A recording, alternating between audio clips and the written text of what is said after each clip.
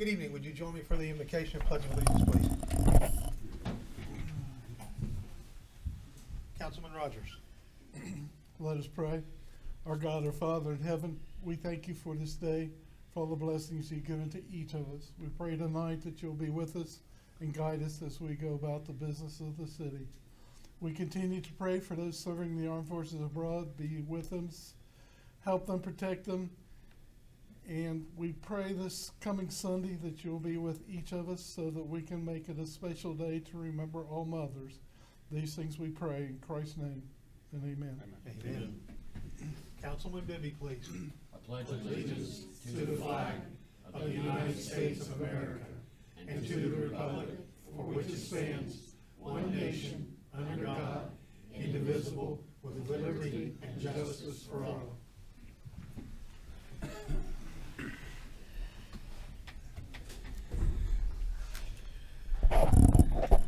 Good evening.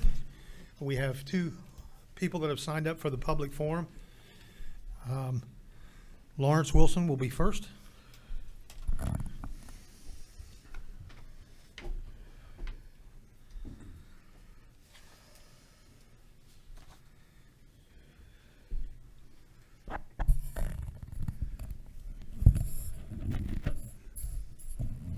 If I break it, I'll pay for it. You just have to speak closely into it, Mr. Wilson. Name's Lawrence Wilson. I live at 1312 10th Street here in Vienna. Got a couple things I'd like to ask about here. Now, the first thing is this pay raise that's coming up. That's that 800-pound gorilla in the room that we haven't talked about for months. And supposedly now we're talking $2,080 per everybody except the police department, and they're going to get $4 or $2 an hour, which would be $4,100 and change. Now, I looked at that 28 a little bit, 2,080. For a person making $30,000 a year, which is probably just about starting anymore for the city, maybe a little less in a couple places, that's a 7% pay raise. 40,000 is 5.25 pay raise, and for 50,000 it's 4.1 pay raise. Those are unbelievable amounts to be giving to people as a yearly increment, because that's what we're doing every year, is basically the $2,000 anymore. It started out with the 20 cents for longevity, then it got switched to 35 on the 1st of July every year, then all of a sudden it's up to $1 and we never look back. I know you got money to burn, but there's things you need to do for this community besides pay raises. Now, you also brought out during this budget process, and all of this got laid down and paved over when you guys passed the budget and laid the levy. We'll talk about it later. Well, it's later, and we still haven't talked about it. You had several people you wanted to give $3,500 pay raises to because they're the sterling examples of employees. Now, the question I have and never got answered, and I never asked it before, but it never came out in all the conversations on the budget. Now, that $3,500, does that include the $2,080? Or are you going to add the $2,080 on to the $3,500 and get them up to $5,500, $5,600 for those three people?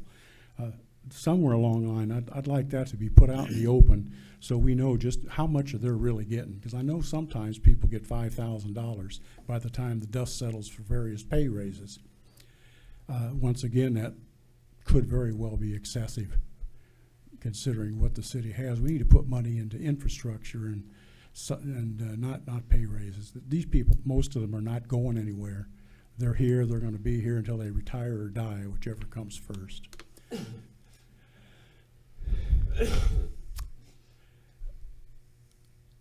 I'm noticing that for some reason in the last few weeks, the Freedom of Information Act law has disappeared. Everybody's just asked you for documents, and you guys knock yourselves down handing them out. Open Government Meeting Act law seems to be getting bent and twisted under some guise of transparency.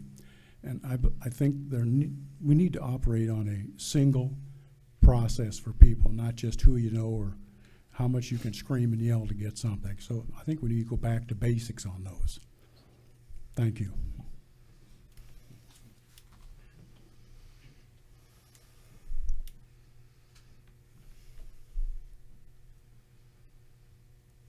Brenda Powell.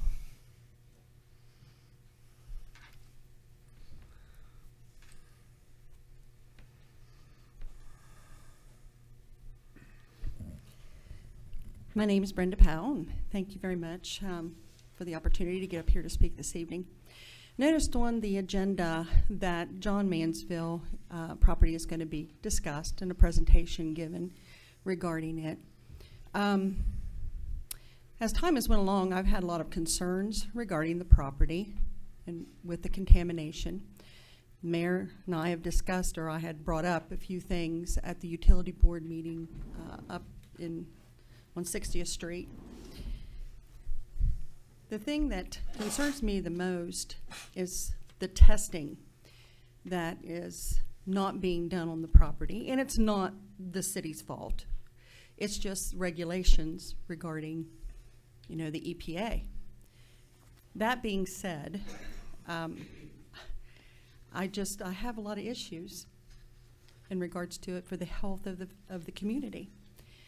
With that, I decided, because I'm not able to get information, not able to get help in the area with testing and whatnot for what needs to be done, I myself reached out to another individual outside of this area in another state that willingly, without cost, offered to do testing on our water here in Vienna. I do not have all of the documentations back yet. I do have to wait on that. I haven't gotten it. I wished I could have had it before today. I was told that last week that it should have been available, but as of yet it's not. The thing is for other people outside of our community in another state that cares about the people here in Vienna to do testing for us to see what is actually in our water. And that means the world to me itself, and I'm so grateful that they have offered to do that. I know that as far as what I have got documentation on, that the filters that are on the carbon filters do not take out everything. It's been said over and over and over again, it takes out everything. So far, it does not. It takes out a lot, and that's great, but it doesn't take out everything. With discussing about the contamination that lies on the John Mansville property, I've asked that the wells be moved to some other location so that we could get away from that contamination for in our water. And I was told that it's too expensive to do. I feel that with the wells there, the contamination, wells need to be moved or have it as Superfund and have it cleaned up. And that way, the possibility would not be as great, for it to get into our water system. We still don't know completely what is on the property down here. I'm hoping that Councilman Leach will be able to, elaborate on that a little bit more during his presentation, or maybe at some point in time. But I do have these concerns. I don't know whether other citizens do within the community, but I do feel that we do need to take this seriously and that, figure out what can be done to help, to alleviate this. So that's all I have to say. Mrs. Powell, I have to comment on what you've spoken this evening because I absolutely take exception to your remarks. Wells 7 and 8 have not been on service online for over 2 years. So whatever your concerns are, wherever this company is or individual is that's coming in and taking samples, I've been in constant contact with the state and, obviously with Comores because of all the testing that's being done. I have all the results since we went on to the filters. The remarks that you've made are totally unfounded. I'm just disappointed that you try to scare people with these comments when you actually have no facts. I will have them. But you don't. And until you have the facts, you should wait until you get them. Okay? I will provide them and I will give them to you. That would be great. On our agenda this evening, there was a item to recognize the Golden Horseshoe winners. Unfortunately, they called and said that the kids could not come as a group, so rather than doing that, they would ask us to postpone that. So we will not be recognizing the Golden Horseshoe winners this evening. Jackson Middle School did have 3 Golden Horseshoe winners this year. And so this is Teacher Appreciation Week, and I am very grateful for the teachers that we have here in town. And I asked for some information. There's been a number that's been circulated in the newspaper about the number of students that have left Wood County in this past year. And so I wanted to know how many, what the actual statistics were for our 3 elementary schools. And so when I got the information from the Board of Education, I am very pleased that all 3 of our elementary schools have shown an increase in student population over the last calendar year. And so we're not losing students, we're actually gaining students. And I think that's an indication. If you drive up and down Grand Central Avenue, you'll see tremendous development going on right now. But I think one of the best statistics that I've gotten is the fact that our elementary school population is growing. That tells me that people are moving here, they've got young children, hopefully they'll stay with us for a long time. And for all 3 of our elementary schools to show an increase, I think that is a very good indicator of the job that our teachers are doing and the atmosphere that we're presenting to people to the outside. So I just wanted to share that with you because that is a very significant number for me, and I'm very grateful for that. So I'd like to call to order this regular session of the Vienna City Council for May the 9th, 2019. Let the record reflect that I've taken roll that all members of council are present. Having a quorum, we will proceed. The minutes from the regular council meeting held on April the 25th, 2019 have been printed, posted, and circulated. Are there any corrections to the minutes? If there are no objections, then the minutes will stand approved as posted. Report of the treasurer, Councilman Leach. Thank you, Mayor. I've been provided reconciliation of funds for City of Vienna dated May 9th, 2019. I've reviewed the report and appears that all the accounts are in order and the city is fiscally sound. Thank you, sir.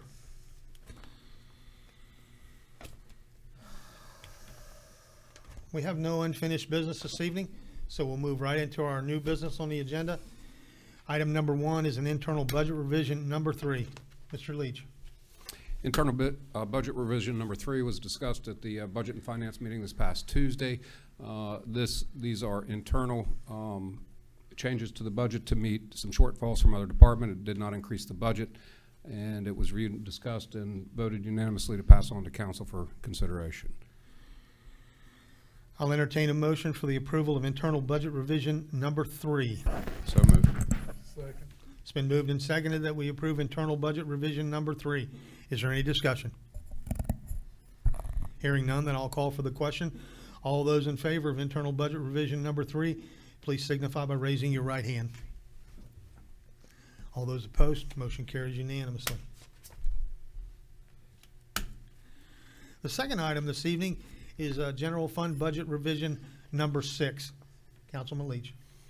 Internal budget revision number 6 has to do with the repairs to the spillway at McDonough Park, and they'd begun the work and they discovered there was some additional work that needed to be done, and of course while they're on site is the most cost-efficient way to do that. So they presented the information to Budget and Finance, and it's an increase of $3,000 for the large dam spillway erosion, and then some miscellaneous expense of $450. And then there's also an internal budget revision for maintenance of buildings and grounds in the amount of $5,000, and that constitutes internal budget revision number 6. And that is a general fund budget revision. Yes. General fund budget revision number 6. I'll entertain a motion for the approval of general fund budget revision number 6. So moved. Second. It's been moved and seconded that we approve general fund budget revision number 6. Is there any discussion? A question. Yes, sir, Bruce. When this work gets done, as far as over to park, the lakes and the spillway and everything, Could we ask Mr. Black to give us an update and show us what has been done over there? Oh, it'd be great. I'll be Because glad. that lower pond has really been bad for a long time. Well, it hasn't even had water in it because of a breakage that was there. And I know the spillway for that main pond was in really bad shape. But could we just ask that Mr. Black give us an update on that? Absolutely. All right. Love to. Well, I'll deal with that in a minute. Any further discussion? Then I'll call for the question. All those in favor of general fund budget revision number 6, please signify by raising your right hand. All those opposed, motion carries unanimously. This past weekend, there was an Eagle Scout honor court over there. One of the Eagle Scouts in town completely redid the last shelter back. It is unbelievable what a nice job that Boy Scout and his fellow troop mates did. But if you haven't been up there lately, the repaving of the walking trail around the top, it is absolutely perfect. That is so nice. So, yes, I'd love to get an update from Steve, and we'll get him in here to tell all The the... fire pit in there too, didn't they? Oh, man, the fire pit's That really looks nice. great. Oh, it's really nice. Yeah. But the new signage, everything in it looks fresh. It's just a great improvement. So anyway, thank you. We'll get that on there. The next item on our agenda this evening is a de-annexation. It is for the property listed at number 1 17th Street. I have a resolution to decrease the corporate limits by minor boundary adjustment. Mr. Skogstad will take us through this just in a moment. It is a parcel of property located at number 1 17th Street in Vienna and described as 1, 2, 3 in the Taverner edition. Mr. Skogstad. This resolution comes from a recommendation from our Planning Commission. Mr. Leach is the owner of the property. He went to the Planning Commission, asked for the property to be de-annexed. This is the property that's located on 17th Street, and it's actually next to the river. They have passed on the recommendation, or at least their approval to the extent that they can, and forwarded it to council. So the procedure we need to go through is, because Mr. Leach is a member of council, it puts us in, I don't want to say an awkward position, but he can't participate in the vote or discussion, and he actually has to leave the room as per the Open Meetings Act. But at the beginning, council members may have questions that they want to ask of him, and I can't think of a better way to do it than they could ask him the questions, but before the council engages in their discussion, he would have to leave. Does that make sense? So if you have questions of Mr. Leach, ask the questions of Mr. Leach. Otherwise, he's going to have to go somewhere else. Are there any questions for Jim? So your property, it wouldn't be part of Vienna anymore, it'd be part of Parkersburg or the county? No, it'd just be in the county, and just a little bit of history. So that was annexed into the city when the restaurant still existed, which at that time was Ricky D's, then it became Fishbone, then it went out of business, and then the owner of the property at that time, Rick Colson, demolished the structure. My understanding was Ricky D asked for that to be annexed into the city because he wanted to have a poker room at the restaurant, and I think that was a requirement, was my understanding.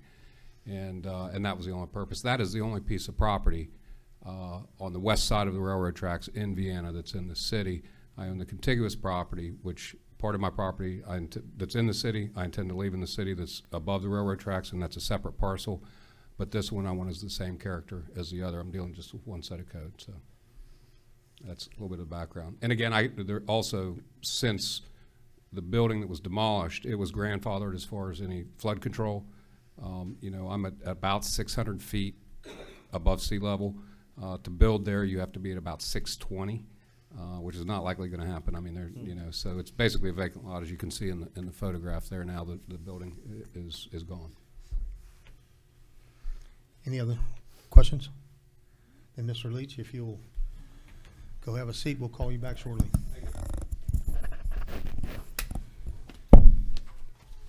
If you'd read the resolution, please. It's a resolution to decrease corporate limits by minor boundary adjustment, a parcel of property located at 117th Street, Vienna, West Virginia, and described as 123 CM Taverner Edition.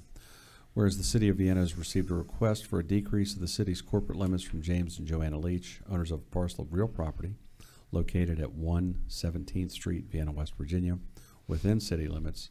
Said request having been submitted to and approved by the Vienna Planning Commission and forwarded to council. And whereas the city is authorized by West Virginia Code 874 to undertake proceedings to decrease corporate limits by minor boundary adjustment, therefore be it resolved by the Common Council of the City of Vienna that the mayor and city attorney are hereby authorized to institute proceedings as set out in West Virginia Code 874 before the Wood County Commission to effect a decrease of the City of Vienna's corporate limits by minor boundary adjustment to remove a parcel of property located at 117th Street, Vienna, West Virginia, presently owned by James and Joanna Leach, as is set out in a deed and plat attached hereto and incorporated by reference. And Kathy, when I sent this over, I sent 2 additional plats. They're actually in the plat book. That one, the one that's up there is an unofficial plat. That's a tax map. You can't use it for any legal purpose, but it serves the purpose here today to show what the property looks like. But I need to have the 2 plats that I sent to you, and if they didn't get in the email, I'll send them to you again, but make sure they're put in the minutes. I got them. They're there. You got 'em. Yes, they're there.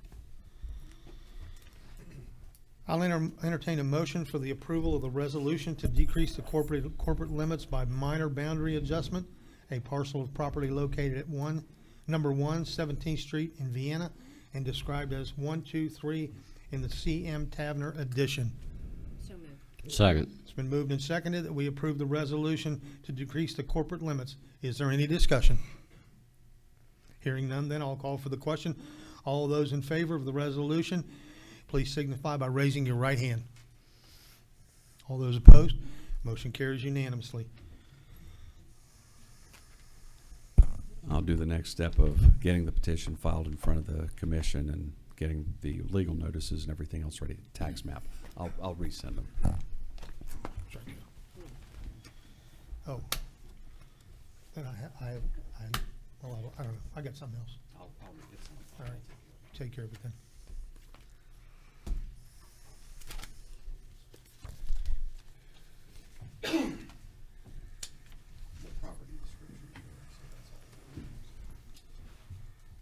Councilman Leach, I'm not sure if you could hear or not, but the resolution passed 6-0. Okay, thank you. All right, so now Mr. Skogstad will start the process. Okay, thank you. All right. There may be some legal fees. Sorry. Just kidding, Jim. I can't afford Russ. The last item on our agenda this evening is an update on the Manville property. We're actually going to do this in two steps. Before we get started this evening, I wanted to bring something to your attention. On the blackboard over there, the whiteboard over there, you will see a artist conception. Carl Tanner is with us here this evening. Carl, raise your hand.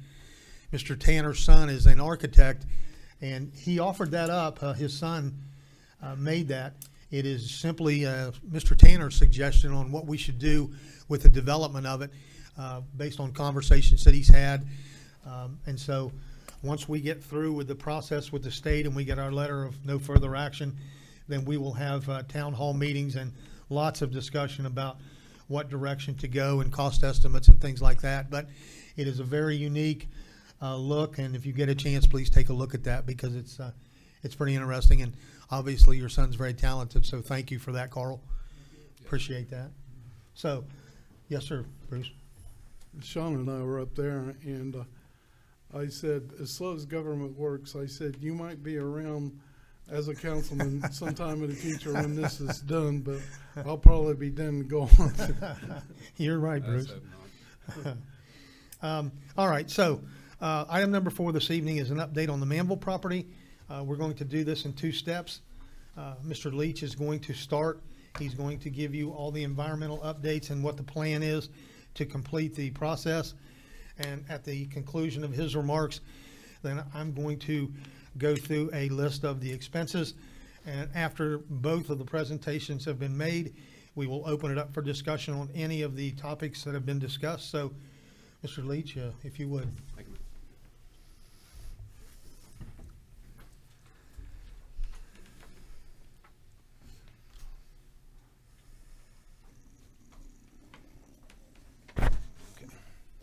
All right, so as most of you are aware, the Manville project is being handled in two parcels, what we've commonly referred to as the Riverside parcel, and the other side is the production side. And they are at different stages with regard to their progress through the program. So this is a letter from the West Virginia DEP, our project manager, Derek Hancock, and this is approving the remedial action work plan for the Riverside parcel. And again, this was approved on April 22nd. Since that was approved, we've been working with Tom Rebar, Derek Hancock, and also with Craig Betts of the city and the mayor and everybody that's involved in scheduling and executing that remedial action work plan. So we're going to go through that and talk a little bit about what's involved with that. I've given to council tonight, first of all, I've just produced the executive summary because actually the remedial action work plan, much to the mayor's chagrin when he printed it, was 1,368 pages. 16. But that is now, I know we're going to put that in the repository if it's not already. It is not there yet. It Okay. will be. It is 1,638 pages long. And so I'm a little dyslexic. But so I provided the executive summary and the summary of the work plan that's going to occur to council. And also, the remedial action work plan is in the Dropbox in its entirety, if you feel like reading that many pages. But basically, on this, the executive summary, they go through kind of the history of the property and what's happened in the past with respect to the first owner of the property and their ill-fated attempt to clean it up, and describes the site and the history. And this remedial action plan describes, in essence, what we're dealing with on the Riverside is arsenic. Arsenic is a naturally occurring constituent. It's in every yard in Vienna, but because we're in the VRP, it has to be tested for. And the action level on arsenic, as determined by the DEP, is a quotient of 15 micrograms per kiloliter, I think it is, but that's also listed in here. And so any site that tested higher than 15 was identified as a portion of the property that needed remediated. And so once it's remediated, the other step that happens in this are what are called institutional controls. And those are in the form of land use covenants and restrictions with respect to the property. It's already an ordinance in Vienna that you cannot drill a water well, all right? And that would also, though, be an additional restriction on the property. Of course, we know the plume is there. That's not a part of our issue in remediating the Mansville site. That, of course, was from the dry cleaners. And so that institutional control will also be a part of that cleanup, which, again, the EPA is handling. The other thing will be, we're going to be talking about what the soil caps we're going to do, and once those are in place, also there will be institutional controls that those caps are not to be disturbed. That will be surveyed and marked and be also within the land use covenant. So all of these institutional controls are designed to keep the property safe and protected, as what is the purpose of the voluntary remediation program, so it can be returned to productive use. So the remedial action plan involves surface soil excavation, encapsulation, and capping. All right, and so there are 3 sites, and we're going to go to the map. I think that's most helpful. So first of all, and this is also on the DEP's website, this is all of the testing that was done. Everything that you see that marked was either groundwater sampling, surface soil sampling, or further depth soil sampling to identify the constituents. And then if you can see, and the easiest way is you see yellow and you see some of in the lower right-hand corner of the blocks, everything that is in red is where it exceeded the de minimis value of 15, and so that's where the remedial action. Some of those, turn this around. Okay, so for example, I don't know if this will appear, it won't appear on the TV, I'm just going to point. I'll talk loud. So here is the existing paved area of the parking lot, and we had values. I need my glasses.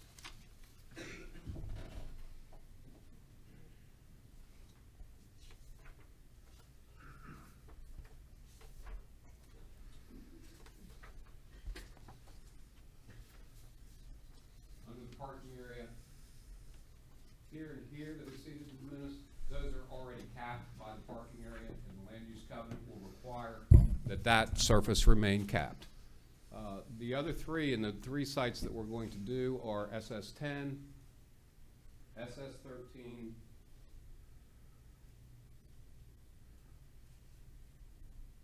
and SS 22, which is right here. And again, this is just off the edge of the capped area. So I think this is the most telling document here. So this is the drawing of the work plan that's to be done. All right. And the, so the areas are small, like SS 22.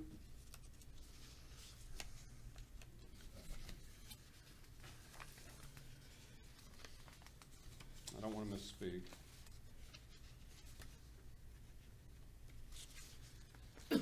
Each of these will be excavated to a depth of 1.5 feet. Then there'll be a 1 foot cap and then 6 inches of topsoil placed back over top of that. There will also be a marker at the bottom of the excavation marking the elevation depth, which if anyone needs to, like if the city needs to work on that site, then again, below that depth would require notice to the DEP. But otherwise, it's capped and is to remain in place, and that'll be a part of the land use covenant. I think he's got that.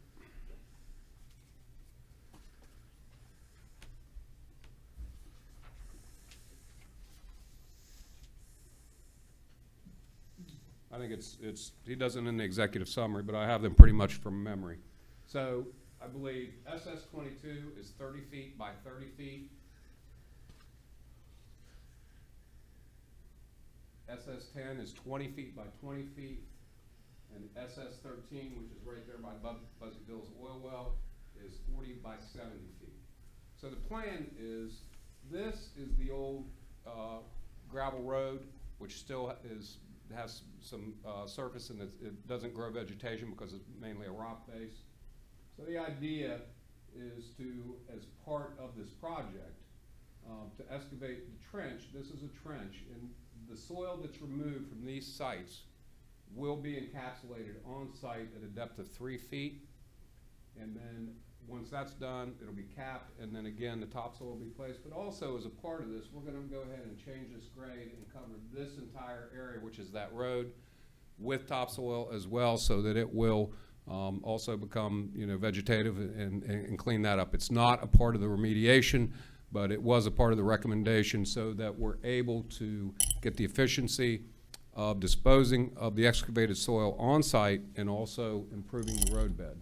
So like I say, in all of the testing and all the years that's been going on with this, we basically have 20 by 20, 30 by 30, and 40 by 70 that we have to excavate to a depth of 1.5 feet, capped with what will be likely clay, which is coming from our property on Jackson Park, and then the topsoil will be coming from topsoil that has been stored up the utility building, and also the DEP is required, and our licensed remediation specialist has already tested both of those soil sources for compliance that they're suitable to use for these cap and fill encapsulation options. So that's the plan. The schedule currently is that we've got this scheduled for the Public Works to do the staging of the soil and do the prep work, which would be the excavation. Sorry, I didn't cover that. So they'll come in on the 20th, weather permitting, and they will excavate this area and prepare it, because there's no requirement that our licensed remediation specialist be, because there's no areas of concern in that. They'll stage the soil or bring it off site. That will occur on Monday and Tuesday, and then Tom Rebar will be here on Wednesday the 23rd, and they'll begin excavating those areas, and there's very specific ways that you do it so that you don't cross-contaminate soil and so forth. And so he had put in the executive summary up to 10 days, but if we get that stretch of weather, we anticipate that we should be finished by Wednesday or Thursday after a Monday start. So that's the expectation with respect to and the remediation. Once that's complete, then the DP will they will inspect the work that's been done, and they will issue the approval of the completed work plan, and we'll be moving toward the certificate of completion, get the land use covenants put into the deed that are required, and then that property, at whatever point it takes to get them to finish that work, will be released from the program. So that is the plan for the Riverside. We've also, as many of you know, all of the testing has been completed on the production side. That's been the same, groundwater, wells, soil samples, both deep and shallow surface. And I got an email. I'd been pushing Mr. Rebar to get me what their recommendation was going to be, and I got an email and it's included in your packet today.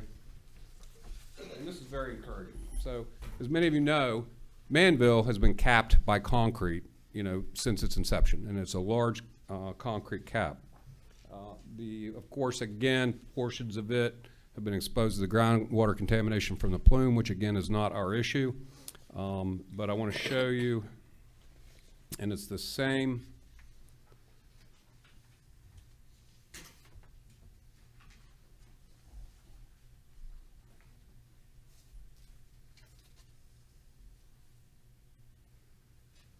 Testing regimen. This is the production side. It not only has the outline of the property, but also the designation of the buildings that were there at the time that Manville was in operation. And so, once again, we're seeing the same thing. We're seeing the vast majority of the tests that we're seeing is hits on arsenic. Most of it is, again, below the de minimis or background levels. So each of these has and this is the legend here, okay, site boundary, subsurface soil sample, tree. These colors indicate it exceeds the residential or industrial de minimis values.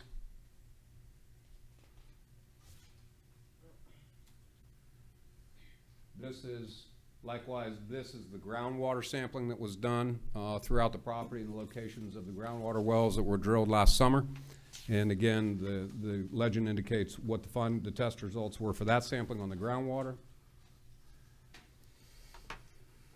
And then this is, again, the listing of anywhere that there was an exceedance of any de minimis value. Most of these, again, represent testing that came back for the plume. And again, there's arsenic in the water, but and again, these will be in the repository. I know there's a lot of diagrams, but, and then this is the combined testing map of everything. As you can see, if you see all of these dots, whether they're squares or circles or the red, these are everywhere on the property that the DEP required us to test either groundwater or soil samples. And so, as you can see, it's a pretty extensive testing of the property. So, as I've been talking with Tom as we've been going through this, we've got a budget for this property and we're trying to stay within or outperform that budget. If you recall, this is what the documents I just showed you, that constitutes the site characterization report. And all that means is what is there, we've looked for, and what has been found, okay? Once the site characterization results come back, then we have to look at what is going to be required by the DEP to do that. The testing results for the production side, and this was really kind of anticipated by Tom and by me after I understood how he was explaining these things to me. We didn't expect a lot. In fact, I remember when we were out there and they were taking the borings from the soil samples, he said this is just coming up pure, clean river sand, and he wasn't surprised by that. So the outcome of that is I'm going to just quote him from a couple of comments he made in this email, and this is regarding, again, the production side closing. He says, this is a discussion of doing that without the need to go through the risk assessment step. The risk assessment budget for the production side, I think, was $20,000 or $26,000 just for the Maffood group. He reviewed that with his geologist, and he concurred. Now, this still has to go to the DEP, but here's what he said. He said, based on the attached data from the site characterization, it currently meets the requirements for industrial use, okay? We want the highest, best use for the property, though. And with the exception of arsenic in surface and subsurface soil, and just like we saw on the riverside, some of those exceed the de minimis. Groundwater is not an issue because of the local ordinance prohibiting groundwater use for purposes other than monitoring. And the soil samples with arsenic above the industrial de minimis are located beneath an existing concrete pad like we have on the riverside. Okay, and or there's a rail bed which could easily be paved over or otherwise covered. And he says, we are confident that CMI can get this site closed to a residential standard without the risk assessment step also. In addition to the steps listed, this would require remediation or engineering controls to handle, and there's two constituents, Arachlor 1254 and some surface soil on one site, and that was one soil sample SS27. And then also, again, the background arsenic sample is the remainder of 15 that we'd have to remediate and cap like we've described on the riverside, and possibly excavate or cover the arsenic at the soil sample SS21. So he said, I recommend we pursue closure to the residential standard using engineering controls, deed restrictions, and no risk assessment. This path would produce the most valuable piece of land for development while shortening the timeline for closure and reducing costs by eliminating the risk assessment prep, review, and back and forth with the DEP reviewers. So his recommendation is that we proceed this way. Share the conclusions above with Derek Hancock from the DEP, work with him to identify the administrative steps for changing course, because we currently, we didn't know, so we had to plan in the work plan for the risk assessment. So we'd need a modification approved by the DEP if we're going to eliminate that step, and then submit directly the remedial action plan, just as we're doing currently with the Riverside, for the limited remediation we would be doing, and implement the work as soon as the DEP approves it. I'm sure that Derek will approve the remedial action work plan quickly based on the limited work scope that would be included. And then upon the completion of that limited remediation, abandon the wells, submit the final report and geo-reference survey. I would expect we could complete this within about 2 to 3 months of approval of the SCR, site characterization report, by Derek. As we discussed, we've not reviewed this with the DEP or risk assessor, but based on our experience with similar sites, we are confident that this is feasible. So that's pretty good news for the production side, that again, with the industrial controls, given the limited amount of testing that came back above actionable levels, that that we may very well be able to move quickly through the remaining part of the production side. And again, as I mentioned on the Riverside, that we are within a couple of weeks of requesting the DEP to approve the work that we've done and request that they give us the certificate of completion on the Riverside, and then shortly after on the production side. So that's the update on Johns Manville, and that's my part.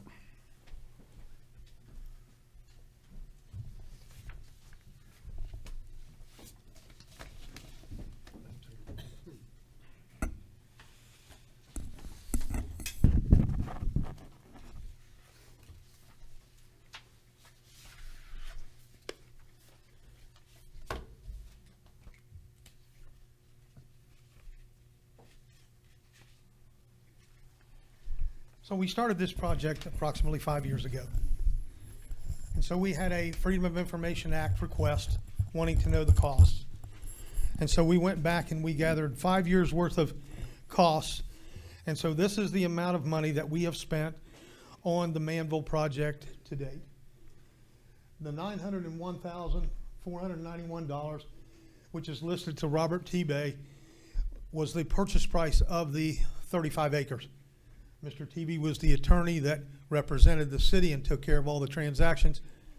And so because of the way he does business, we pay him, and then he distributes the checks to all the parties that were involved in that. So that's the reason why the check went to Mr. Tebey.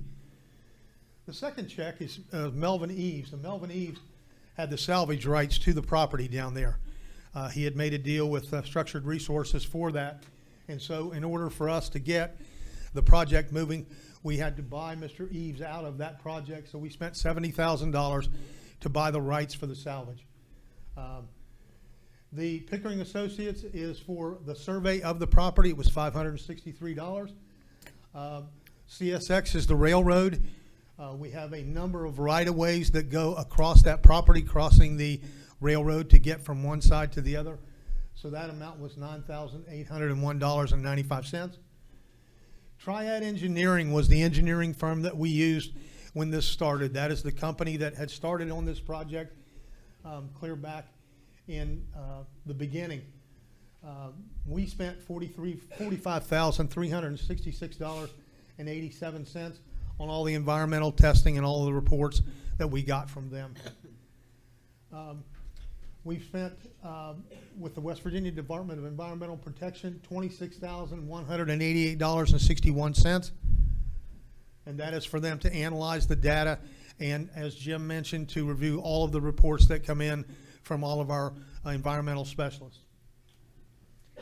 Waste management was $279,027, That was the disposal fee for taking all of the waste that was on site down there to the landfill.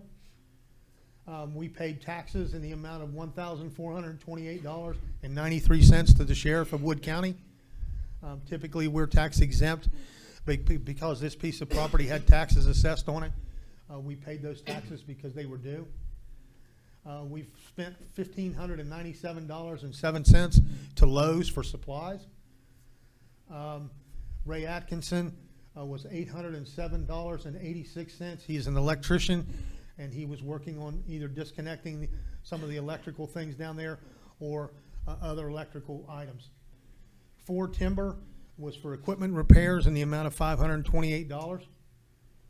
The City of Vienna, $6.49. That was for a certified letter. United Bank, those were purchases made for supplies that we used our city credit card for. Office Depot, $293.75. That was for flyers for the public meetings and other documents that we had to mass produce. State Chemical, $2,895. That is another section of the testing. Empire Builders, $4,900. That was for the asbestos abatement on one of the electrical buildings. The roof had asbestos in it. Bosley was $950. That was for the screening that went around the fence so that we could keep the area clean. Mountaineer Power, $7,439.67. That was for the upgrade for all of the LED lighting on the Spencer's Landing side. Parkersburg News, $963.08. Those were for the legal notices that we were required to put in the paper.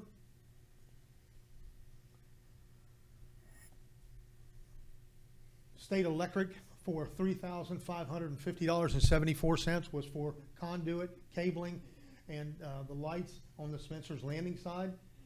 Elite Signs was $321.80 for signage. The Kirby Monument are for the bricks for the Gold Star. That's $2,685. That's a pass-through. If you care to memorialize one of your relatives, you pay the fee, but we have to get those from Kirby Monument. Smith Concrete, $6,739 was for the base for the Gold Star. Hall's Concrete was $1,200. That was for the finishing of part of the Gold Star. Reynolds Lawn and Landscaping was $7,000. That was for all of the landscaping around the Gold Star. A-Star Abatement is $8,340. That was for all of the air sampling that we did while the buildings and all of the debris were being hauled to the landfill. Jimmy Harper, $268,169.20. That was the cost of the cleanup for his crew to haul all the debris to the landfill. Northwestern Landfill, $373,140.32. Those were the landfill fees that were charged once there was a separate landfill site set up to handle the hazardous material that was on site. The Department of Health and Human Services, $500. That was for a permit. Compliance Management, that is CMI, that is Tom Rebar, our licensed remediation specialist. That's his group. $76,564.95 for their environmental work. The Mafood Group is $19,508.25, and they're also part of the environmental team. Lori Bond was reimbursed $115.77. She had to take samples down to Pinnacle Labs below Charleston, almost to Huntington. Pinnacle Environmental was $610 for the sampling. Finley Fire Equipment, $1,701.83 was for fire hose. All Probe Environmental, $29,988. I believe that they're part of the group that did the drillings, Jim. Mon Power, $15,224.99. That was for the relocation of a power line on 28th Street. We had to move it to the other side of 28th Street. The ALS Group, $23,238.82. That was environmental again. We received $27,094.80 for recycling part of the steel that was down there. Environmental standards, $1,180 environmental work. The reclaim company was $218,000. That was for the remediation of the warehouse and all of the structures around it. We received $198,000 as a reimbursement from the Brownfield grant. On 28th Street, once the warehouses were down, we had to install a fence. So the 6-foot fence from 2nd Avenue all the way down to River Road, the fencing materials were $2,865.50. The labor for our employees to do it was $2,167.20. Ray Harding was the oversight individual that was on site as our liaison while all of this was going on to make sure that we got all of our paperwork as it was being turned in. $203.07. The total amount to date is $2,195,194.32 is the cost that we have incurred in the project for the Johns Manville. Jim, are these yours? Yes, thank you.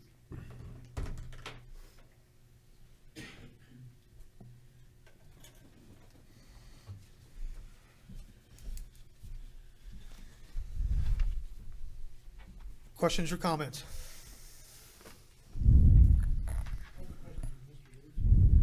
I'm sorry, Carl, you're not allowed. I apologize. Yes, sir. I'll be happy to talk to you after. Mr. Leach, you mentioned the lower side had the concrete cap, which as long as it stayed in place, sufficed. The Riverside? Yeah. Yeah. And also on the production side, some of the concrete cap as well. I guess my question is, what if during the development process that concrete needs to be removed? Then what is the process? That land use covenant would require actually a similar procedure to what we're doing on the Riverside. If they wanted to demolish the concrete, there'll be a survey that will identify those sites that have that institutional control. And when they remove that concrete, then they'd have to comply with the land use covenant.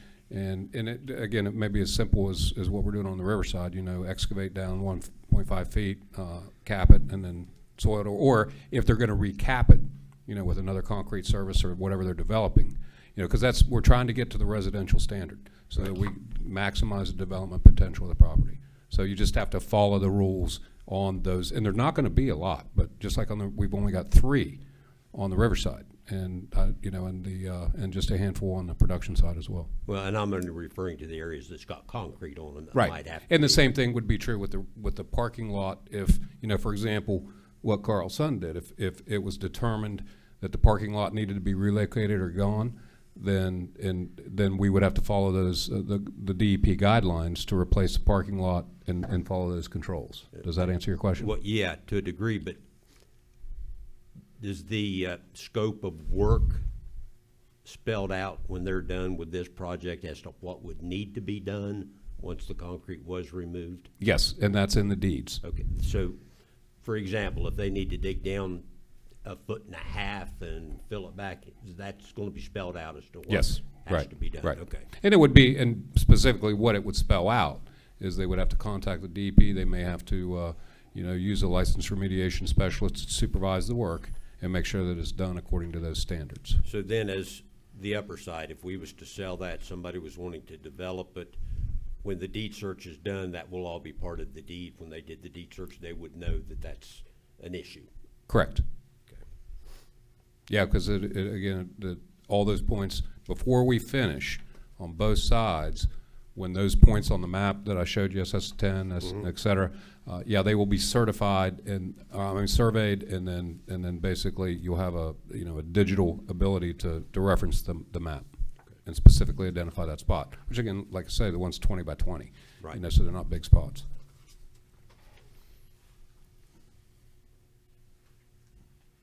So are we anticipating, Jim, with all that still needs to be done? I mean, we're at 2.2 million. Or what kind of cost are we looking at to get I think when we originally looked at this and with all the budget and we had said not more than 2.5, with the news that we can avoid the risk assessment because the risks are identified and can be remediated. We'll be well under that. You know, so I mean, I'm going to go out on a limb here, okay, and say the money between what we budgeted in 17-18 and now the 25, that I'm hopeful that we won't even get into the 25,000 that we budgeted for this year. But again, take that with a grain, you know, it's just like, for example, you know, the work plan for the production side only called for 1 round of groundwater sampling, okay, and they wanted another one. And so that wasn't in the work plan. It wasn't budgeted. We did it. It's already been paid for, and we're still within our budget. And they did the same thing with another round of soil sampling on the riverside. It wasn't in the work plan, so we didn't have it budgeted. The DEP wanted it, so we did it out of an abundance of caution. But again, because of other savings and the you know, we're still within our numbers.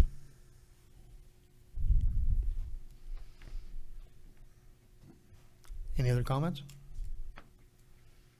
All right, well, thank you. If you need any further clarification or anything, Mr. Leach or myself will be available to answer any of those questions. That concludes our agenda this evening. We move on to council comments. I got a quick one. We've been dancing around this for 3 years. I've been a councilman. It's the deer population.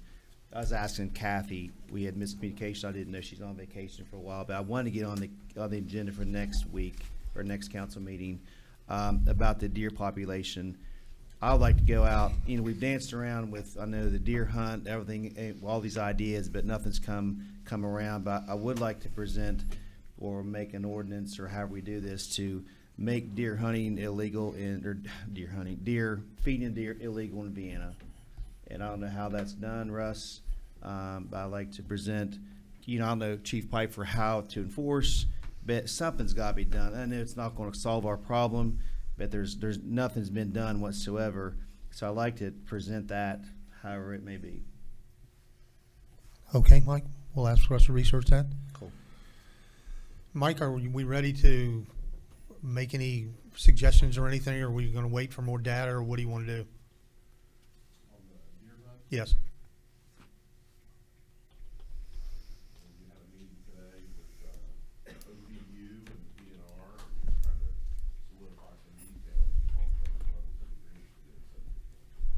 Because I think as far as the feeding the deer, I mean, we know, I think every neighbor probably knows who feeds them in the town, you know, and it's just a deterrent. I mean, it's just, you know, they continue feeding, but they face a fine. How we enforce that, I don't know, you know, but at least have something in the books that you cannot feed deer in Vienna.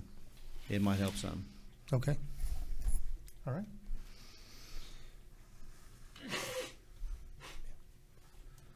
All right, so no other council comments then? Meeting adjourned. Thank you.